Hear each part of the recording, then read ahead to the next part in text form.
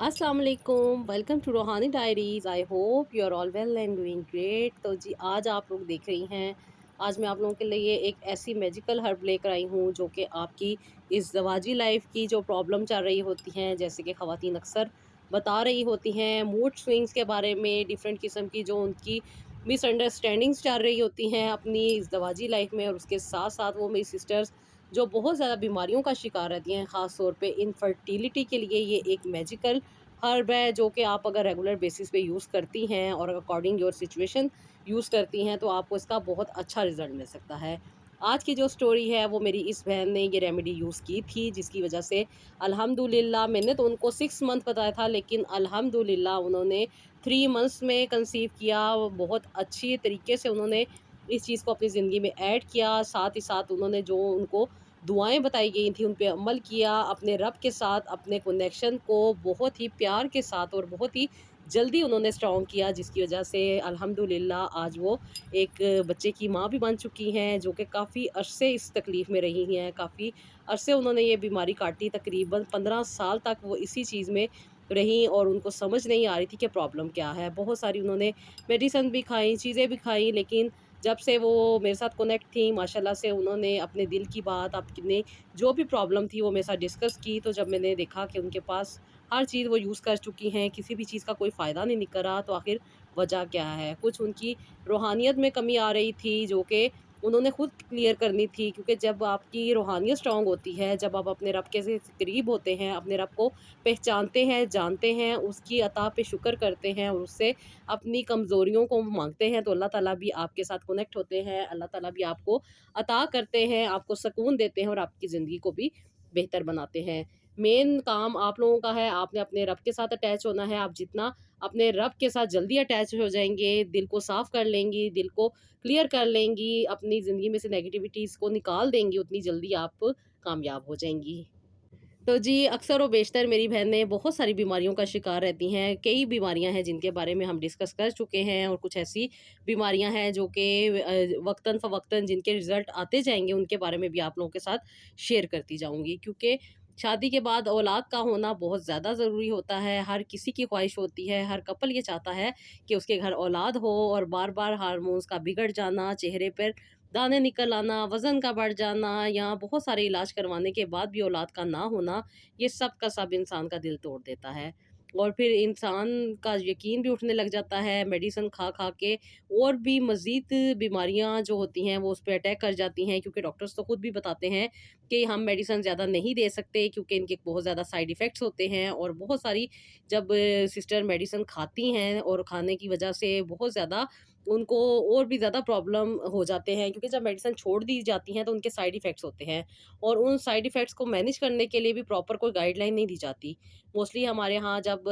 बच्चियाँ कंसीव करने के लिए डॉक्टर्स के पास जाती हैं, डॉक्टर कंसीव के लिए मेडिसिन देती हैं, ज़ाहिर-सी बात है उधर मेडिसिन ही लेने जाती हैं तो वो मेडिसिन ही देंगी। वो डिफरेंट किस्म के टेस्ट करती हैं, फिर एक स्ट्रेस का लेवल बहुत ज़्यादा हाई होने लग जाता है। अक्सर हस्बैंड नहीं चाहते कि वो अपना कारोबार छोड़ के या अपनी जॉब छोड़ के या अपनी जो उनकी रूटीन है वो छोड़ के बार-बार बीवी के साथ हॉस्पिटल ही जाते रहे हैं, बहुत ज़्यादा डिस्टर्ब होके रह जाते हैं, जिसकी वज़ह से ख़वातीन भी डिस्टर्ब हो जाती हैं। और फिर उनके मूड स्विंग्स का होना, उसके साथ-साथ जब मूड स्विंग्स होते हैं तो मियाँ-बीवी की आपस में बहुत ज़्यादा मिसअंडरस्टैंडिंग्स होने लग जाती हैं। छोटी-छोटी बात पे लड़ने लग जाते हैं। उसके साथ-साथ ख़वातीन को ये मेडिसिन खाने के बाद या जो भी उनके अंदर प्रॉब्लम चल रही है, अगर उनको पीसीओएस है या उनको एंडोमेट्रियोसिस है या उनके साथ कोई भी और प्रॉब्लम चल रहा है, तो वो उसमें जब होती हैं तो उनका मूड स्विंग्स भी रहता है, उसके साथ-साथ जी गुस्सा भी आता है, थकन भी होती है, चिड़चिड़ाहट भी आती है, और फिर शौहर का प्यार का ना मिलना, उनकी तवज्जो का ना मिलना, उनका दूर-दूर होते जाना। और फिर वो मेरी सिस्टर्स जो ससुराल में मौजूद होती हैं, उनको भी बहुत सारे प्रेशर्स का सामना करना पड़ता है। इंसानी ज़िंदगी में और ख़ास तौर पे शादीशुदा ज़िंदगी में रोमांस सिर्फ़ जिस्मानी ताल्लुक़ नहीं है, बल्कि दिल के साथ इसका जुड़ना बहुत ज़्यादा ज़रूरी होता है। अगर शौहर बीवी को संजीदगी से सुने, उसे हँसाए, उसे हौसला दे, उसकी बीमारी आधी ख़त्म हो जाती है। मोस्टली रिसर्च यही बताती हैं कि जो लोग अपनी इमोशनल इंटीमेसी और मोहब्बत को बढ़ाते हैं, उसके साथ-साथ उनके जो हॉर्मोन्स डिसबैलेंस हो रहे होते हैं, वो बैलेंस होना शुरू हो जाते हैं, और उसके साथ-साथ जो स्ट्रेस हार्मोन है, वो कम होता है, जिसकी वजह से जो भी उनकी बॉडी में प्रॉब्लम चल रहा है, वो ख़त्म हो जाता है। बीवी के लिए ज़रूरी होता है कि वह शौहर को अपना हमसफ़र समझे, अपने दिल की बात उसके साथ करे, अपनी ख़्वाहिशात उसको बताए और शौहर को भी चाहिए कि उसकी फीलिंग्स को समझे, उसके साथ अपनी जो उसकी लाइफ़ है उसको शेयर करे, उसके साथ-साथ उसको एक ओपननेस दे, यानी कि उनकी ज़िंदगी में रोमांस को इतना बढ़ाना चाहिए, इतना बड़ा होना चाहिए, इतना ज़्यादा होना चाहिए कि वो जो बीमारी है वो खुद ब खुद ही भाग जाए। लेकिन मोस्टली ऐसा नहीं होता। मेरी बहुत सारी बहनें जो हैं वो बहुत ज़्यादा इस चीज़ की शिकायत करती हैं कि उनकी आपस में इंटीमेसी नाम की तो कोई चीज़ ही नहीं है ना। तो वो बस ज़िंदगी को लेके चल रही होती हैं, घसीट रही होती हैं और फिर अक्सर और बेशतर ये भी कहा जाता है कि जब अल्लाह ताला बाकियों को औलाद दे रहा है तो इनको क्यों नहीं दे रहा? तो हर किसी की जो नेचर होती है ना वो डिफरेंट होती है। हम किसी को किसी भी बारे में जज नहीं कर सकते। आपकी अपनी पर्सनैलिटी है, आपकी जो ज़िंदगी पुरानी गुज़री है, यानी कि आपका ब्रॉट अप कैसा हुआ है, आपने किन सिचुएशंस को फेस किया हुआ है, किन सिचुएशंस को आपने फेस नहीं किया हुआ, आप किस माहौल से आई हैं, आपको आगे क्या माहौल मिल रहा है, आपकी ज़िंदगी में क्या चीज़ चल रही है, ये सब की सब आपके हार्मोन्स को इफ़ेक्ट कर रही होती है। और जब आप अपने हार्मोन्स पे काम करती हैं, अपने हार्मोन्स को समझती हैं, बेसिक प्रॉब्लम आपके साथ है, किसी और के साथ नहीं है। क्योंकि अगर आप कह रही हैं ना कि आपके हस्बैंड आप पे तवज्जो नहीं दे रहे, आपका ख़्याल नहीं रख रहे, तो आपके वो हार्मोन्स जो एक्टिव होने चाहिए, जिनको स्ट्रॉन्ग होना चाहिए, वही लो हैं, तो वो फिर वो चीज़ें आपके ज़्यादा प्रॉब्लम में डाल रही होती हैं। तो कोशिश ये किया करें अपनी हेल्थ का ख़्याल करें, आपने अपनी सेहत का खुद ख़्याल करना है। आप चिड़चिड़ाहट का शिकार हैं, आप बदतमीज़ी कर रही हैं, आप बात-बात पे गुस्सा हो जाती हैं, आपको बात समझ नहीं आती, आप बहुत ज़्यादा अगर एग्रेसिव हैं, आपकी नेचर में एग्रेशन बहुत ज़्यादा है और आप समझती हैं कि ये एक नॉर्मल बात है, मेरी आदत है, मैं ऐसे कर सकती हूँ। अगर आपके बीच में मैं का एलिमेंट ज़्यादा पाया जा रहा है ना, तो यकीनन आपको कोई ना कोई ऐसी डिज़ीज़ है जो कि आपको डिस्टर्ब कर रही है। इसको आपने फाइंड आउट करना है और नॉर्मली ये बहुत ही आसानी के साथ फाइंड आउट हो जाती हैं। आपने खुद को खुद समझना है। कहीं न कहीं हमारी ज़िंदगी में कुछ ऐसी चीज़ हुई होती है जो कि हमें एक जगह पे स्टक कर देती है, जिसकी वज़ह से हम उसी चीज़ की वज़ह से अपने जो हमारे हॉर्मोन्स हैं उनको डिस्टर्ब कर रहे होते हैं, अपनी लाइफ़ को डिस्टर्ब कर रहे होते हैं और मज़ीद लोगों की लाइफ़ भी डिस्टर्ब कर रहे होते हैं। लेकिन मेरी जो बहनें अपने आप पे तवज्जो देती हैं, अपनी ज़िंदगी को बेहतर बनाती हैं, अपनी जो उनका कनेक्शन है रब के साथ उसको स्ट्रॉन्ग करती हैं तो ज़िंदगी खुशगवार भी होती है, ज़िंदगी के मसले-मसाइल भी हल होते हैं और जो भी परेशानियाँ चल रही होती हैं, वो आराम से दूर हो जाती हैं। ये जो मेरी ये सिस्टर हैं, ये भी बहुत ज़्यादा प्रॉब्लम में थी क्योंकि इनके हार्मोन्स जो थे काफ़ी ज़्यादा डिस्टर्ब्ड थे, इज़दवाजी ज़िंदगी खुशगवार नहीं थी इनकी, बहुत ज़्यादा प्रॉब्लम में रहती थी और अक्सर व बेशतर एक ऐसा हार्मोन होता है जो एंड्रोजन, ये मेल हार्मोन होता है। ख़वातीन में जब ये ज़्यादा होता है और उसकी वजह से इन्हें बहुत ज़्यादा प्रॉब्लम का सामना करना पड़ जाता है। जिसकी वजह से इनकी जो जिस्मानी साख़्त होती है वो भी बहुत ज़्यादा चेंज हो जाती है। इनमें अक्सर मर्दों की तरह ख़्वाहिशात पाई जाती हैं और इनकी आवाज़ का भारी हो जाना और फिर आवाज़ का सही ना होना, आवाज़ का अजीब-सा हो जाना, जो कि साफ़ पता चल रहा होता है कि किसी ख़ातून की नहीं बल्कि किसी मर्द की आवाज़ है। उसकी वजह से भी वो ख़वातीन बहुत ज़्यादा ज़हनी तौर पे ना डिस्टर्ब हो रही होती हैं और बहुत सारी सिस्टर होती हैं जिनकी आवाज़ बहुत ही ज़्यादा सॉफ्ट हो जाती है, बहुत ही ज़्यादा डाउन हो जाती है और बहुत ही ज़्यादा उनकी जो कैपेसिटी है वॉइस की बेस जो होती है वो भी उनकी काफ़ी ज़्यादा डिस्टर्ब हो जाती है। ख़वातीन की खूबसूरती में भी कमी आनी शुरू हो जाती है और एक्स्ट्रा वो चीज़ें यूज़ कर रही होती हैं, एक्स्ट्रा ट्रीटमेंट ले रही होती हैं। अपनी खुद एतमादी जो है वो भी उनकी कम होने शुरू हो जाती है। अक्सर ख़वातीन के चेहरे पे मर्दाना दाढ़ी आ जाती है, प्रॉपर जो उनकी ब्रेड होती है उस तरीके से आ जाती है। उसके साथ-साथ उनकी जो छोटी-छोटी चीज़ें हैं, मतलब कि उनकी जो इज़दवाजी कशिश है वो भी ख़त्म हो जाती है जिसकी वज़ह से शौहर बीवी की तरफ अट्रैक्ट नहीं होते, उनको पसंद नहीं करते और एक दूरी-सी इस रिश्ते में बनकर रह जाती है। और फिर जिनसी ख़्वाहिशात जो हैं वो भी पूरी नहीं हो रही होती जिसकी वज़ह से एक-दूसरे के ऊपर ब्लेम गेमिंग खेली जा रही होती है, एक-दूसरे के साथ नेगेटिव बातें की जा रही होती हैं जो कि फिर बाँझपन का बड़ा वजह बन जाती है। उसके साथ-साथ औलाद का ना होना और फिर कहते हैं कि शोहर का सपोर्ट ना करना, फिर बीवी की ज़हनी कैफ़ियत जो कि बहुत ही ज़्यादा इरिटेटेबल हो जाती है, जिसकी वजह से ख़वातीन खुद एंग्ज़ायटी का शिकार हो जाती हैं, प्रॉब्लम का शिकार हो जाती हैं, बात-बात पे रोती हैं, बहुत सी छोटी-छोटी बात पे तकलीफ़ में आ जाती हैं। और कुछ में इसके बरक्स भी होता है। कुछ ख़वातीन बहुत ज़्यादा अग्रेसिव हो जाती हैं, बदतमीज़ हो जाती हैं, बात-बात पे अपने आप को मनवाने लग जाती हैं। ये 2 तरह से आपकी बॉडी पे हॉर्मोन्स इफ़ेक्ट करते हैं। उसके साथ-साथ जी जिस्म में जो तब्दीलियाँ आ रही होती हैं, उसकी वजह से भी एक एहसास कमतरी ख़वातीन में पैदा हो रही होती है, और साथ ही साथ बहुत सारी मेरी ऐसी सिस्टर्स भी हैं, जिनको पीरियड्स तो आ रहे होते हैं, लेकिन उनके अंदर एग ही नहीं डेवलप हो रहा होता। उनका एग बहुत ज़्यादा छोटा बन रहा होता है, कभी वो सही तरीके से रप्चर नहीं हो रहा होता, डिफरेंट किस्म के प्रॉब्लम आ रहे होते हैं। लेकिन बज़ाहिर कुछ अलामात नहीं होती जैसे कि बताई जाती हैं, जैसे कि अक्सर कहा जाता है कि मूड स्विंग्स होते हैं, चेहरे पे बाल होते हैं, या दिस होता है, दैट होता है, जो भी ये प्रॉब्लम होती है, वो कुछ ख़वातीन में पाई नहीं जाती, उनकी अलामात नहीं होती, लेकिन इंटरनली जब उनके एग्ज़ामिन होते हैं, तो पता चलता है कि वो बहुत सारी प्रॉब्लम का शिकार हैं। तो ख़वातीन को अपनी सेहत का खुद ख़्याल कर रखना है, अपनी ज़िंदगी को खुद बेहतर बनाना है, अपनी लाइफ़ को खुद बेहतर लेकर चलना है। हमारा मतलब कि हम ख़वातीन का ख़्याल करने के लिए कोई भी नहीं आएगा, हमने अपना ख़्याल खुद ही करना है। तो जी, हमें ज़रा मज़बूत होना पड़ेगा आगे बढ़ने के लिए। अपनी ज़िंदगी को बेहतर तरीके से लेके चलने के लिए हमें ना डबल अपनी ड्यूटीज़ करनी पड़ती हैं। हमें अपनी ज़िंदगी को भी लेके चलना पड़ता है, और साथ ही साथ दूसरों की ज़िंदगियों को भी लेके चलना पड़ता है। ये अल्लाह ताला की ब्लेसिंग है कि अल्लाह ताला ने हम ख़वातीन में इतनी पावर्स दी हुई हैं कि हम ये सब काम कर सकती हैं। तो जी उसके साथ-साथ अपनी ज़िंदगी में रूहानियत को भी स्ट्रॉन्ग करना होता है, क्योंकि जितनी ज़्यादा रूहानियत स्ट्रॉन्ग होती है, उतनी ही ज़िंदगी में सुकून आता है। सुकून के साथ-साथ बेहतरी आती है, और उसके साथ ही साथ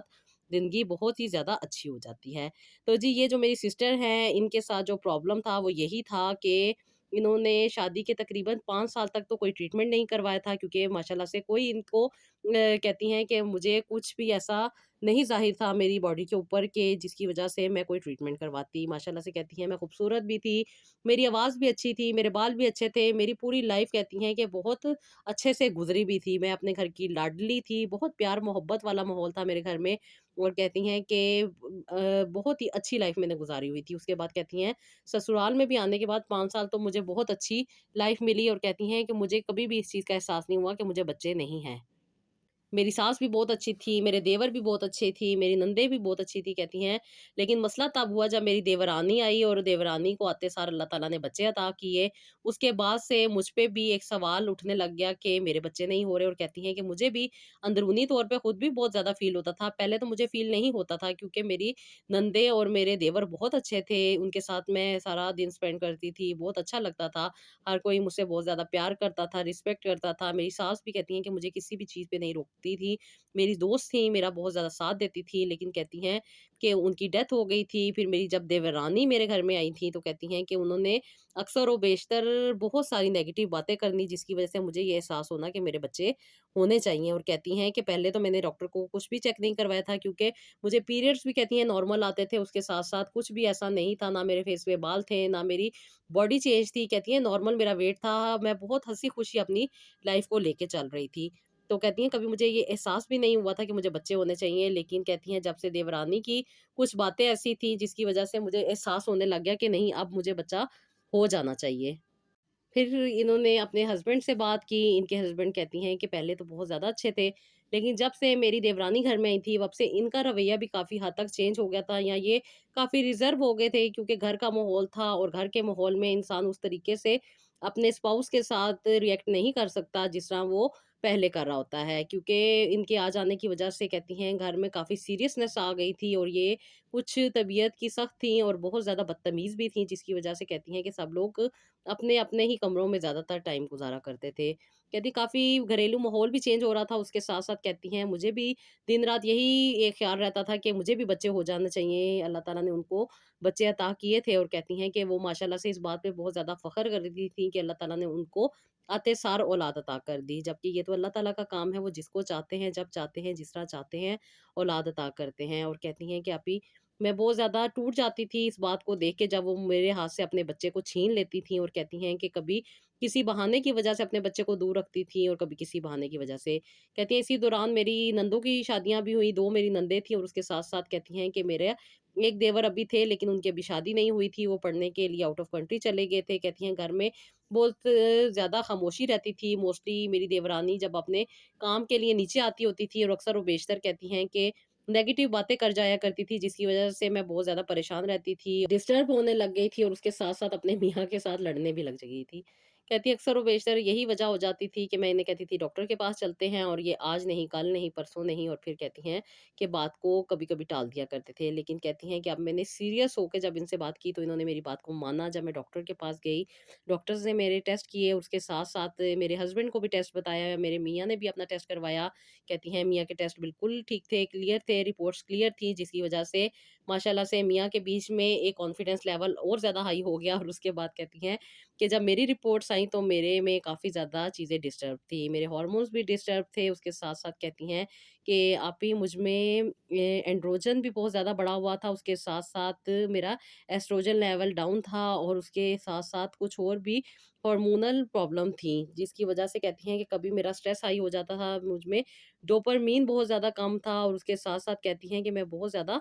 परेशान रहने लगी थी। और ये सारी चीज़ें देख के कहती हैं कि सबसे पहले तो मेरा कॉन्फिडेंस लेवल जो है वो और ज़्यादा ड्रॉप हो गया, और उसकी वजह से कहती हैं कि क्योंकि मियाँ की रिपोर्ट आई थी, मियाँ में कोई प्रॉब्लम नहीं था, मुझ में प्रॉब्लम था, और उसके साथ-साथ कहती हैं कि मेरा रवैया घर के माहौल की वजह से बदलता जा रहा था, ज़हनी सुकून मेरा ख़राब हो गया था। अजीब-अजीब सी कहती हैं कि बातें होती थी जो कि मैंने कभी ज़िंदगी में सुनी भी नहीं थी। लेकिन मेरी देवरानी कहती हैं जिस घर से आई थी, वहाँ पे हर तरह की चालाकियाँ, हर तरह की चीज़ें जो थीं वो शायद सिखाई जाती थीं, जिसकी वजह से कहती हैं कि मैं अक्सर और बेशतर घर की सियासत का निशाना बन जाती थी, और हर चीज़ की ज़िम्मेदारी मुझ पे आ जाती थी। और कहती हैं फिर मैं अपने आप को क्लियर करने में लग जाती थी, जिसकी वजह से घर का माहौल ना ख़राब हो। लेकिन कहती हैं कि मेरी देवरानी अच्छे ख़ासे लड़ाई-झगड़े कर दिया करती थी। वजह सिर्फ़ यही थी कि वो चाहती थी कि घर का बँटवारा हो जाए, घर की जो जायदाद के मामलात हैं वो सेपरेट हो जाएँ, जिसकी वजह से वो अलग रहें।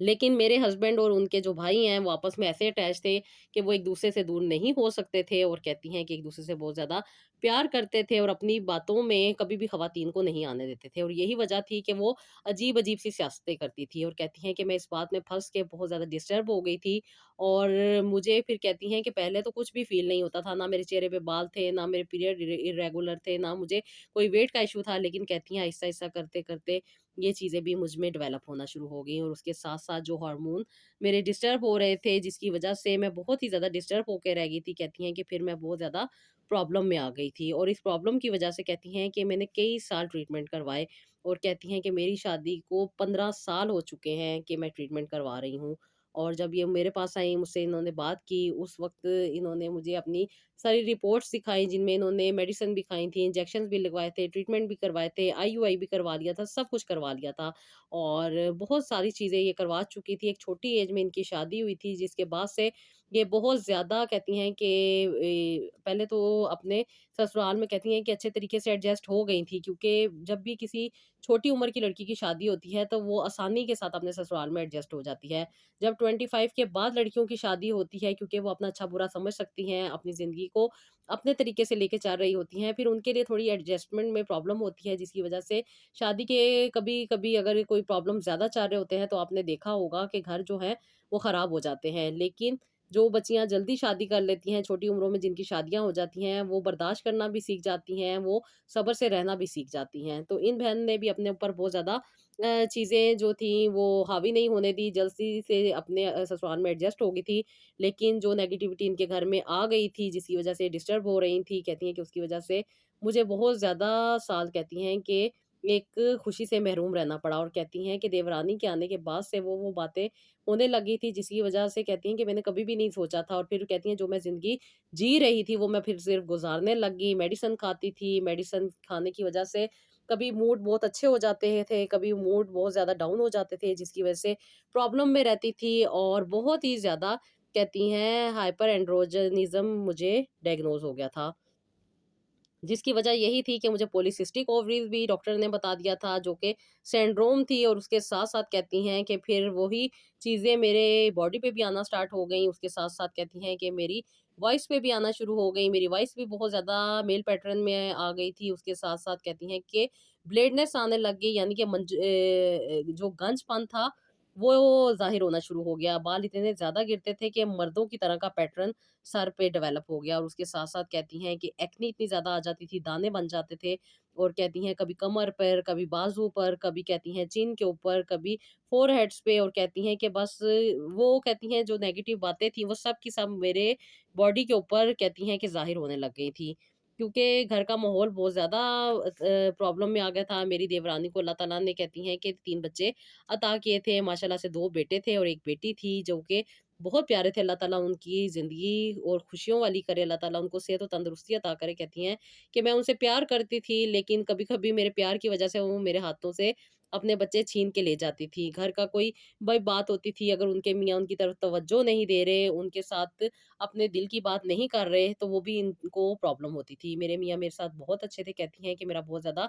ख़्याल करते थे, एहसास करते थे, और यही बात इन लोगों से बर्दाश्त नहीं होती थी। मेरा और मेरे मियाँ का कहती हैं कि ये प्यार देख के मुझे बहुत ज़्यादा नेगेटिव बातें किया करती थी, और ये छोटी-छोटी बातें मुझे डिस्टर्ब कर रही थी। और कहती हैं कि अपनी बॉडी की वज़ह से, अपने हॉर्मोन्स की वज़ह से, अपनी रिपोर्ट्स की वज़ह से, और अपने वे कंसीव ना करने की वज़ह से, कहती हैं कि मैं अपना कॉन्फिडेंस लेवल लूज़ कर चुकी थी। बस खामोशी से अपनी ज़िंदगी गुज़ार रही थी, लेकिन कहती हैं कि जब मैंने आपकी वीडियो देखी, एक दिल में हसरत जागी कि क्यों ना मैं आपसे बात करूँ और आपसे अपने दिल का हाल बयान करूँ, और कुछ नहीं तो मुझे दिल को तसल्ली तो मिलेगी, सुकून तो मिलेगा। तो कहती हैं कि मैंने अपने दिल को हल्का करने के लिए आपसे बात की, अपने दिल के, अपनी ज़िंदगी के जो मामलात थे वो आपके साथ डिस्कस किए, और कहती हैं कि सबसे पहले आपसे बात करके मुझे बहुत ज़्यादा सुकून मिला। आपने मेरी बात को तवज्जो से सुना, मुझे मेरे मसले का हल बताया, और जिन-जिन बातों में मैं फँसी हुई थी, उनमें से आपने मुझे निकलने में काफ़ी हद तक कहती हैं हेल्प की। उसके साथ-साथ आपने मेरी काउंसलिंग की, और मुझे ये भी बात साबित की कि मैं एक इंसान हूँ, जो कि अल्लाह ताला की बनाई हुई मखलूक हूँ। मुझे अपने अमल का खुद जवाब देना है, किसी के अमल का नहीं देना। मैं अल्लाह ताला के आगे जाके किसी की शिकायतें नहीं लगाऊँगी, बल्कि ये बताऊँगी कि मुझे अपनी ज़िंदगी में क्या करने का अल्लाह ताला ने हुक्म दिया था और मैंने क्या किया। कहती है जब मुझे ये बात आपकी समझ आई, तो यकीन माने मैंने 2 नफ़ल पढ़े और अल्लाह ताला से अस्तगफिरुल्लाह की, और अल्लाह ताला से यही कहा कि अल्लाह ताला मैं अब आपके लिए ज़िंदगी गुज़ारूँगी, मुझे दुनिया की कोई परवाह नहीं है। कहती हैं बस आप ही आपने जो बातें बताई थी कि अपने दिल को साफ करना है, किसी के लिए अपने दिल में बुग़्ज़ नहीं रखना, अपने दिल को गंदा नहीं करना, अपने दिल को बल्कि साफ करना है। इसको जिस तरह हम एक नमाज़ के लिए कमरा बनाते हैं ना, कि हमने इबादत करनी है, तो कहती हैं कि आप ही आपकी बताई हुई बात मुझे इतनी अच्छी लगी थी कि मैंने भी अपने दिल को साफ किया, इसको बिल्कुल साफ-सुथरा किया, किसी के लिए दिल में बुराई नहीं रखी। जिन लोगों ने मेरे साथ बुरा किया था, मैंने उनको माफ़ किया, और उसके साथ-साथ जो चीज़ें आपने मुझे बताई थी वो मैंने ज़िंदगी में ऐड की, क्योंकि मैं सीड साइक्लिंग भी कर चुकी थी। कहती हैं कि मैंने बहुत सारी चीज़ें भी यूज़ कर ली थी, लेकिन मैं नाउम्मीद हो चुकी थी और सब चीज़ें मैंने छोड़ दी थी। कोई भी चीज़ ऐसी नहीं थी जो मैंने अभी तक ना की हो। इन्होंने मेरे साथ भी डिस्कस की थी अपनी हर चीज़ के बारे में, क्योंकि गैब का इल्म अल्लाह ताला को होता है। जो आप अपनी सिचुएशन, अपनी बॉडी, अपनी नेचर के हिसाब से डिस्कस करती हैं, उसके अकॉर्डिंग ही आपको चीज़ें बताई जाती हैं। अदरवाइज़ कोई भी ऐसी मैजिकल चीज़ नहीं होती कि जो आपने देखी, आपने इस्तेमाल की और आपको उसका फ़ायदा हो गया। ऐसा बिल्कुल नहीं होता, और अगर ऐसा होता है तो यूट्यूब पे 1 करोड़ चीज़ें बताई जा रही हैं। आपको बहुत ज़्यादा गूगल पे भी चीज़ें मिल जाएँगी, तो वो सब की सब आप करके अपनी ज़िंदगी को बेहतर बना सकती हैं। तो बेहतर क्यों नहीं बन रही? क्योंकि वो आपके अकॉर्डिंग ही नहीं है। जो चीज़ आपको चाहिए वो आपको पता ही नहीं है कि आपको क्या चीज़ चाहिए। क्योंकि हम जब डॉक्टर के पास जाते हैं, डॉक्टर हमें प्रॉपर गाइड करते हैं। प्रॉपर हमारी उस चीज़ को देखते हैं, टेस्ट करवाते हैं, उसके साथ अल्ट्रासाउंड करते हैं, फिर वो हमें मेडिसिन देते हैं, और उन मेडिसिन का हमारे बॉडी पे क्या असर होता है, वो हम उस वक़्त जिस टाइम वो चीज़ें यूज़ करते हैं, उस वक़्त हमें पता चलता है। लेकिन हमारी अगर रूहानियत में कमी आ रही है, या हमारी अल्लाह ताला की तरफ से देर आ रही है, तो उसको हमने कैसे कंट्रोल करना है, हमने अपनी दुआओं को बढ़ाना है, अपनी ज़िंदगी को बेहतर तरीके से लेके चलना है, अपने कॉन्सेप्ट जिसमें हम फँसे हुए हैं, उन क्लियर करना है, और जहाँ पे वो सारी चीज़ें क्लियर होती हैं, वहाँ पे मेडिसिन भी असर करती है। वो अक्सर आपने सुना होगा ना कि ख़वातीन कहती हैं कि अल्लाह ताला जब शिफ़ा देने पे आते हैं, तो चुटकी से शिफ़ा मिल जाती है। तो वो चुटकी जो है ना, वो चुटकी अल्लाह ताला की लेने के लिए इंसान को काफ़ी मेहनत करनी पड़ती है। और वो जो ख़वातीन जो बहुत जल्दी अपने आप को अपने रब के साथ अटैच कर लेती हैं, अपने रब की बताई हुई बातों पे अमल करना शुरू कर देती हैं, दिल को साफ़ करती हैं, और दिल को साफ करना इतना आसान नहीं होता। ज़ाहिर-सी बात है, एक इंसान जिसने आपकी ज़िंदगी को तबाह कर दिया होता है, चाहे वो आपके हस्बैंड हो, अदरवाइज़ हस्बैंड बेचारे इतने होते नहीं हैं मोस्टली, आगे पीछे की जो बातें होती हैं ना वही घर को ख़राब कर रही होती हैं। अक्सर मैंने जो अपने एक्सपीरियंस की बात करूँ तो जो मैंने चीज़ें देखी हैं वो यही होती हैं कि हस्बैंड वाइफ़ आपस में बिल्कुल ठीक होते हैं। जो इर्द-गिर्द के लोग होते हैं ना वो अपने एक्सपीरियंस आपके ऊपर इम्पोज़ कर रहे होते हैं, जिसकी वज़ह से माइंड डिस्टर्ब हो रहा होता है, लाइफ़ डिस्टर्ब हो रही होती है और ज़िंदगी डिस्टर्ब होके रह रही होती है। लेकिन छोटी-छोटी चीज़ें होती हैं, मैं आपके सामने और आप लोगों को अक्सर और बेशतर सिर्फ़ रेमेडीज़ रिकमेंड करती हूँ। ट्रीटमेंट मैं रिकमेंड नहीं करती, मैं हमेशा आप लोगों से यही कहती हूँ कि आप अपनी सिचुएशन के अकॉर्डिंग जहाँ पे आपका दिल मानता है, जिस शहर से आप रहती हैं, जिस मुल्क में आप रहती हैं, वहाँ पे एक बेहतरीन डॉक्टर को दिखाएँ। अब ये डॉक्टर उस वक़्त डिसाइड होता है जिस वक़्त आप अपनी रिपोर्ट्स दिखाती हैं, क्योंकि मेरी मोस्टली बहनें गायनेकोलॉजिस्ट के पास जा रही होती हैं और गायनेकोलॉजिस्ट के पास जाने के बावजूद भी उनके प्रॉब्लम हल नहीं हो रहे होते और फिर जब मैं उनको एंडोक्रिनोलॉजिस्ट के पास भेजती हूँ तो माशाल्लाह से उनके मसले हल होते हैं। जब मैं उन्हें फर्टिलिटी स्पेशलिस्ट के पास भेजती हूँ तो उनके मसले हल होते हैं और अक्सर और बेशतर उन्हें किसी भी चीज़ की ज़रूरत नहीं होती, किसी हर्बलिस्ट की ज़रूरत होती है तो मैं उन्हें उसके पास भेजती हूँ। ये सब चीज़ें आपने खुद डिसाइड करनी है, अपने अकॉर्डिंग लेके चलनी है। आपसे मैं किसी भी किस्म का इन चीज़ों का चार्ज नहीं करती। मैं सिर्फ़ और सिर्फ़ आप लोगों से अपनी बात, आपकी बात सुन के आपको एक राइट अंडरस्टैंडिंग देती हूँ, आपको गाइडलाइन देती हूँ जो कि आपकी ज़िंदगी को बेहतर बना जाती है। और यही वजह होती है कि आपकी ज़िंदगी में बहुत सारे मिरेकल हो जाते हैं। तो जी सिस्टर की बात कर रहे थे, इन्होंने फिर जब मुझे बताया तो ये नहीं चाहती थी किसी डॉक्टर के पास जाना। फिर इन्होंने एक टेस्ट करवाया था जो कि मैंने इनको रिकमेंड किया था, जब वो इन्होंने टेस्ट करवाया था और वो चीज़ वाक़ई ही इनमें वो हार्मोन बहुत ज़्यादा हाई आया था, जिसकी वजह से फिर मैंने इनको ये टी जो थी ये इनको रिकमेंड की, जो कि इन्होंने दिन में 3 दफ़ा पीनी थी और उसके साथ-साथ इन्होंने वो बातें जो इनको बताई गई थी, जैसे कि इन्होंने वॉक करनी थी, उसके साथ अपने स्ट्रेस को कम करना था, उसके साथ-साथ अपनी इबादत को स्ट्रॉन्ग करना था, तस्बीहात को करना था, अल्लाह ताला से अपने कनेक्शन को बहुत ज़्यादा इन्होंने स्ट्रॉन्ग करना था, उसके साथ-साथ सदका देना था और भी बहुत सारी चीज़ें थी जो कि इनको बताई गई थी, जो कि ये उस वक़्त तो थोड़ा-सा समझने में इरिटेट हो रही थी, लेकिन माशाल्लाह से इन्होंने इतनी जल्दी रिकवर किया, क्योंकि मैं समझ रही थी कि शायद ये 6 महीने तक उस पॉइंट तक पहुँचेंगी। लेकिन अल्हम्दुलिल्लाह इन्होंने तीसरे महीने में ही कंसीव कर लिया था और जब इन्होंने कंसीव किया था माशाल्लाह से, जब इंसान को कोई अचीवमेंट मिलती है तो खुशी का लेवल बढ़ जाता है और जहाँ पे एक खुशी का लेवल बढ़ता है तो फिर माशाल्लाह से जो भी इंसान की बंदिश हो, रुकावट हो, जो भी इंसान की जो कहते हैं ना कि चीज़ें उसकी खुशियों में हाइल हो रही होती हैं, वो सब की सब दूर होनी शुरू हो जाती हैं। जहाँ पे आपका कॉन्फिडेंस लेवल हाई होता है, वहाँ पे आपके मसले मसाइल भी हल होने शुरू हो जाते हैं। तो जी अल्हम्दुलिल्लाह इन्होंने कंसीव किया, कंसीव करने के बाद फिर क्योंकि काफ़ी एज हो चुकी थी और जैसे कि डॉक्टर अक्सर व बेशतर कहती हैं कि 40 साल के बाद एबनॉर्मल बेबीज़ होने की जो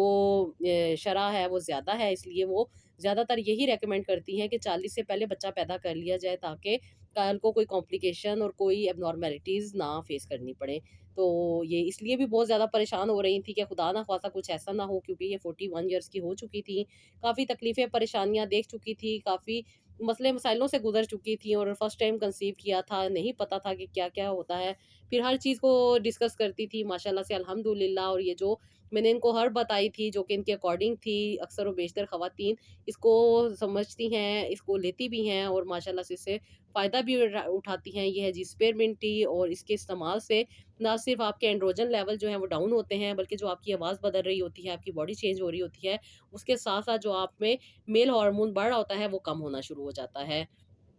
एक ख़ास तरीका होता है जो कि आपके अकॉर्डिंग डिसाइड होता है, क्योंकि कुछ ख़वातीन इसके बीच में इलायची ऐड कर सकती हैं, कुछ ख़वातीन को इलायची से इरिटेशन होती है, कुछ इसके बीच में सिनेमन स्टिक ऐड कर सकती हैं, कुछ के सिनेमन स्टिक से भी एलर्जी होती है, कुछ को मेथी दाने से भी एलर्जी होती है, कुछ को फ्लैक्स सीड से भी एलर्जी होती है, लेकिन वो आपके अकॉर्डिंग होगी। अब एलर्जी कैसे होती है वो भी फिर जब आप बताएँगी तो आपको पता चलेगा कि हाँ, ये चीज़ भी आपकी बॉडी में हो रही है। मोस्टली हम चीज़ों को लेते हैं, इस्तेमाल करते हैं और उसके बाद हम कहते हैं हाँ, हाँ, सब कुछ हो गया, और फिर जब उसके रिज़ल्ट आते हैं या टेस्ट का रिज़ल्ट आता है तो पता चलता है कि ये चीज़ तो उस तरीके से काम ही नहीं कर रही थी। क्योंकि कुछ अलामात आपको बताई जाती हैं कि अगर आपको ऐसा फ़ील हो तो आपने डिस्कस करना है, अगर आपके साथ ये प्रॉब्लम हो तो आपने बतानी है। इतना आपको कोई भी डॉक्टर या कोई भी आपको रिकमेंड नहीं करता जितना मैं आप लोगों के साथ बात को डिस्कस करती हूँ, आपके छोटे से छोटे पॉइंट को लेके चलती हूँ और इसके लिए आपको कोई एक्स्ट्रा चार्ज भी नहीं करना पड़ता। सिर्फ़ और सिर्फ़ आपको वही चीज़ बताई जाती है, जो आपके लिए ज़्यादा फ़ायदेमंद होती है, जो आपके लिए ज़्यादा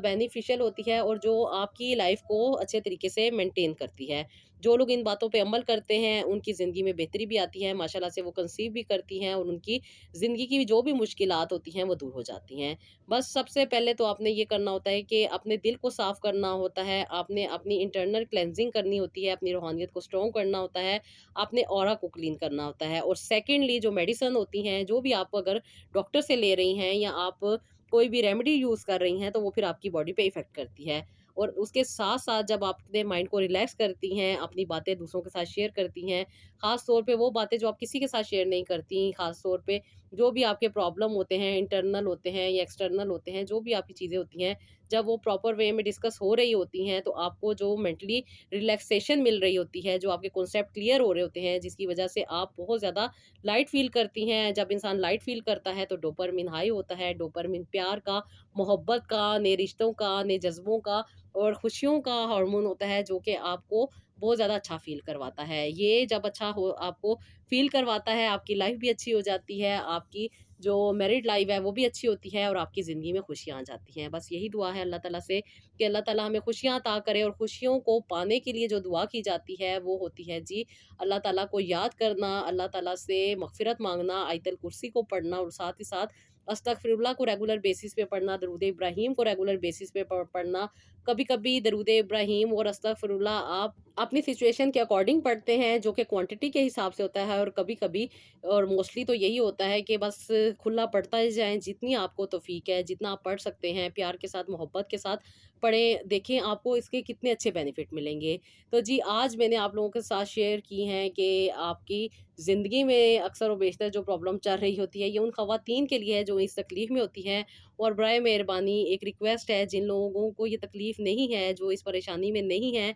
जो लोग इस तकलीफ़ से नहीं गुज़रते, तो वो कम अज़ कम इस चीज़ पे बात भी ना किया करें। अल्लाह ना करे जो लोग इस तकलीफ़ से गुज़र रहे होते हैं, उन लोगों को पता होता है कि वो किस कंडीशन से गुज़र रहे हैं। उनकी तकलीफ़ कोई नहीं समझ सकता। मैं यकीन कहती हूँ कि मुझे रोना आ जाता है जब मैं उन बच्चियों की फीलिंग्स को सुन रही होती हूँ कि वो अंदर से क्या फ़ील कर रही होती हैं। उनकी तकलीफ़ को मैं खुद फ़ील कर सकती हूँ कि वो कितनी मुश्किल से अपनी ज़िंदगी को लेके चल रही होती हैं। तो बराए मेहरबानी उनका मज़ाक मत उड़ाया करें, उनके लिए कुछ ऐसे इल्क़ाबात या ऐसे अल्फ़ाज़ मत इस्तेमाल किया करें जिससे उनकी दिल आज़ारी होती है। जो लोग जिस सिचुएशन से गुज़र रहे होते हैं, उन्हें पता होता है कि वो कितनी मुश्किल से अपनी ज़िंदगी को लेके चल रहे हैं। बस अल्लाह ताला अपना करम सब पे बनाए रखे और अल्लाह ताला सबको अपने हिफ्ज़-ओ-मान में रखे। अल्लाह ताला हमारी दुआओं को कबूल करें, हम पे रहम करें, करम करें। इस प्यारे महीने के सदक़े में अल्लाह ताला हमारे दामन भी झोलियों से भर दे। आमीन सुम्मा आमीन। तो जी, ये था मेरा आज का व्लॉग। अल्हम्दुलिल्लाह मेरी इस बहन को अल्लाह ताला ने एक खूबसूरत बेटे से नवाज़ा और माशाल्लाह से इनकी ज़िंदगी इतनी अच्छी थी, इतनी माशाल्लाह से इनकी हस्बैंड के साथ अच्छी बॉन्डिंग थी, थ्रू आउट थी, लेकिन बीच में कुछ डिस्टर्बेंस रही थी। उसके बाद अल्लाह ताला ने इनको माशाल्लाह से 9 महीने के बाद दोबारा अल्लाह ताला ने इनको एक बेबी अता किया और माशाल्लाह से अब वो दोनों बच्चों के साथ अच्छी ज़िंदगी गुज़ार रही हैं, अपनी ज़िंदगी को बेहतर लेके चल रही हैं और दुआ करती हैं कि अल्लाह ताला इनको ज़िंदगी, सेहत, तंदुरुस्ती अता करे और अल्लाह ताला ने जितनी बड़ी नेमत इनको अता की है, जितनी देर के बाद अता की है, अल्लाह ताला इनको नसीब भी करे। आमीन सुम्मा आमीन। तो जी, अपना बहुत सारा ख़्याल रखिएगा और मुझे भी नेक्स्ट व्लॉग के लिए इजाज़त दीजिएगा। अल्लाह हाफ़िज़।